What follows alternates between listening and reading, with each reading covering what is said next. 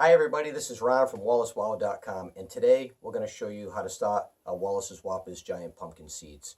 I get hundreds of emails from people every year wondering how to start their giant pumpkin seeds, so this year we're going to jump right into it and show you how to do that. Germination of seeds have come a long way since a windowsill and egg carton, so please do not start your seeds in a windowsill. So what we've done to speed up time today is I've taken some steps ahead of time to show you exactly how to start your seeds. This is a beginner's video. If you purchase some of our private stock genetics, which are some of the best in the world, what you would want to make sure is that all your seeds would be labeled individually through your soaking, through your germination process, and when you put them in the garden. Since this is a beginner's video, we're going to pass on this for now. But once again, if you have some of our private stock seeds, make sure that everything is labeled individually so you know just what your genetics are. Okay. What we have here is a Jumpstart heat mat, a 10 by 20 tray, and 2-inch humidity dome. This is a kit that we sell here at WallaceWow.com, and it'll help you get your giant pumpkin seeds started. So one of the first things we do is we mix our seed starting mixture to get the plants going. Do not use potting soil or soil from your garden. You have to use seed starting mixture, which is nice and light and fluffy. It'll allow drainage. It'll get your plants off to a good start. We use black gold here at WallaceWow.com, and we fortify it with our premium mycorrhizal inoculant. So to do 6 plants, which is what 6 seeds come in a package of Wallace's Whoppers, you need 17 cups of the black gold, 2 1/4 cups of warm water, and 3 tablespoons of our premium mycorrhizal inoculant, and mix all that together in a bowl. I get a lot of questions asked, is there any difference between your premium 1-pound mycorrhizal inoculant and the 5, 10, or 20-pound sizes of Pumpkin Pro? No, there is none. It is the same mycorrhizal inoculant. The 1-pounder is extremely popular with our indoor medical growers. The 5, 10, and 20-pound size is used for larger grows and giant pumpkin growers who are using about 4 to 5 pounds per plant throughout an entire season. So what we do here is we take our 5-inch peat pots. I like to use a 5-inch peat pot, which is a little bit bigger than the standard 4-inch that people like to use. And you can see that I punched some additional holes in the sides and the bottoms. I use a Phillips head screwdriver, just so you want to make sure you have adequate drainage. Too wet a soil is the #1 reason why seeds will not germinate. They will just rot right in the pot.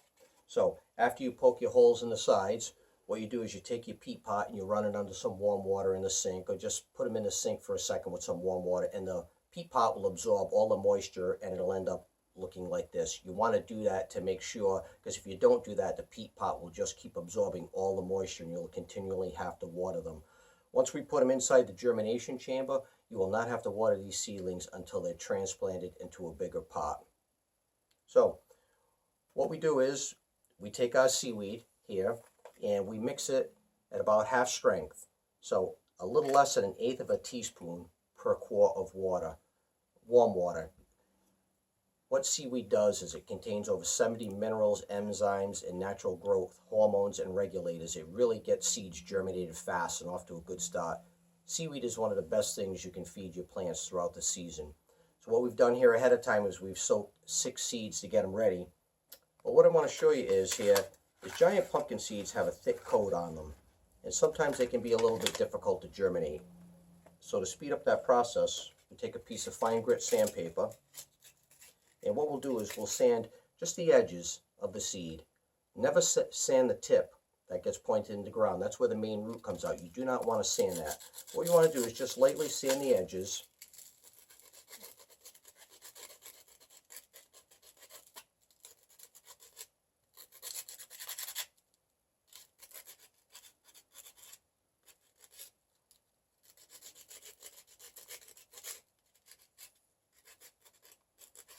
There you go. You can see what that looks like when it's done. And what I'll do is we'll soak them once again for 30 minutes in a seaweed solution. And that seed will absorb a lot of the moisture that it needs, along with the humidity in the dome, to get the process started. So after we do that, our seeds have soaked. They're ready to go into the peat pots. We'll take one of our seeds. I take a fork and I just open up a little bit of a hole. What I've done here too is when you put your seed starting mixture inside the peat pot, make sure that you push it down nice and firm. The root needs something to grab onto when it's germinating. So make a little bit of a hole, point side down, and just push it down a little bit.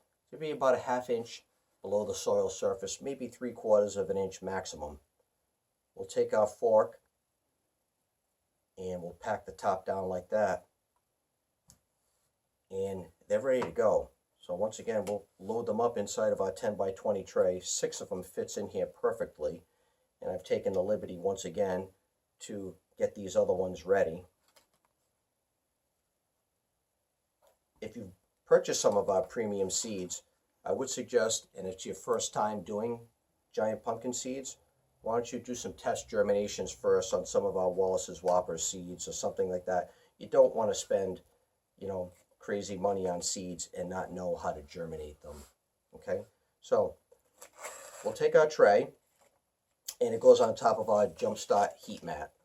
These heat mats are perfect for running the dome about 85 degrees, but what you don't want to do is put the heat mat directly on a counter because it will absorb all the cold around it. So if you could put it up on a piece of styrofoam, a box, a table like I have here with a tablecloth on it, that way it will not absorb everything around it. We'll take our heat mat and it goes just like that. Okay? We'll take our dome. The dome has a vent on the top. If you're building up too much moisture or it's getting too warm, you can adjust the top. So what we'll do is, that's ready to go. Plug it in. What I do is, you can pick up a lot of, at any store, a little bit of a thermometer, because you want to really know what your temperature is. These domes run around 85 to 90 degrees, okay? Depending on how warm the area is you're germinating, you may want to take a towel or another tablecloth and put it over the top of the dome. That's what I do sometimes early in the spring. Putting a towel on top of the dome and encapsulating it will give you about an extra 5 or 6 degrees, and I run generally 85 to 90 degree maximum on these germination stations. After 3 days, your seeds should be germinated. I do check on them, maybe not the first day, but every couple days. Keep an eye on your temperature gauge and make sure you're running 85 degrees. And some days, one will germinate at 3 days, one will be 4. Sometimes they can take up to 5 days. Sometimes they take a little bit longer to get germinated. And once in a while, one won't germinate. Giant pumpkin seeds take a little bit of practice to get down before you're perfect at germinating them. So once the seeds germinate and they break the soil, it's not about the moisture in the dome anymore. It's about light. And in our next video we're going to show you how to put them underneath the light for a few days, about 16 to 18 hours a day, to get them greening up before we transplant them into bigger pots. Or for some of you, you may want to go right out into the garden. But at that point, we will kill the heat mat. And once they germinate, it's about a cooler environment with light. You do not want them in a really warm environment with lights on them, because your plants will get leggy and they'll just grow taller and taller. And that's not what we want. We don't want leggy plants. We want short and stocky plants. So that's going to be it for today. If you get any questions, you can email me at ron@wallacewilde.com. Thank you very much. Until next time.